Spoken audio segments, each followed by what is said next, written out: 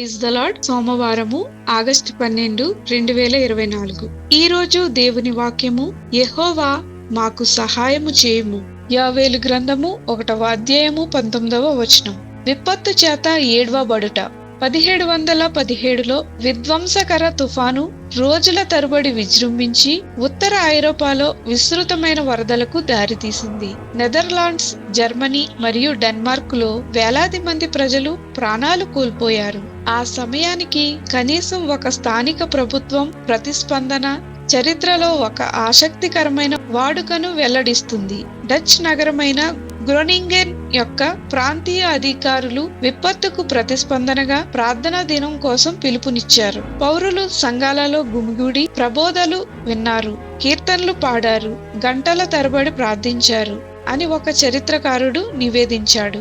యోవేలు ప్రవక్త యూదా ప్రజలు ఎదుర్కొన్న ఒక విపరీతమైన విపత్తును వివరిస్తున్నాడు. అది కూడా ప్రార్థనకు దారితీసింది. మిడతలు భారీ సమూహం భూమిని కప్పివేసి ద్రాక్ష చెట్లను పాడు చేసి ఉన్నవి, అంజూరపు చెట్లను తుత్తునీలుగా కొరికి ఉన్నవి. అతడు అతని ప్రజలు వినాశనం నుండి విలవిలలాడుతుండగా యోవేలు, ప్రభువా మాకు సహాయం చేయుము అని ప్రార్థించాడు. ప్రత్యక్షంగా మరియు పరోక్షంగా ఉత్తర ఐరోపా మరియు యూదా ప్రజలు పాపము మరియు ఈ పడిపోయిన లోకం యొక్క ప్రభావాలతో ఉత్పన్నమైన విపత్తులను ఎదుర్కొన్నారు.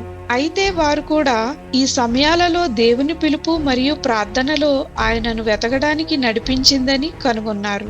మరియు దేవుడు, ఇప్పుడైనను మీరు ఉపవాసం ఉండి కన్నీరు విడుచుచు దుఃఖించుచు మనఃపూర్వకంగా తిరిగి నా యొద్దకు రండి అని చెప్పాడు.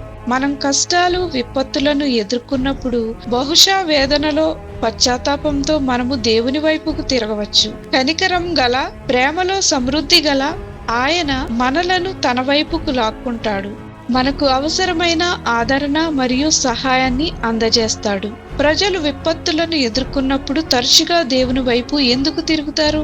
ఆలోచన చేయండి. ప్రార్థన. పరలోకపు తండ్రి, కష్టాలను ఎదుర్కొన్నప్పుడు మీరు మాత్రమే అందించగల నిరీక్షణ, స్వస్థత, శుద్ధీకరణను కనుగొనుటకు మిమ్మల్ని పిలువడానికి నాకు సహాయం చేయమని యేసు నామమున అడుగుచున్నాం తండ్రి. ఆమేన్.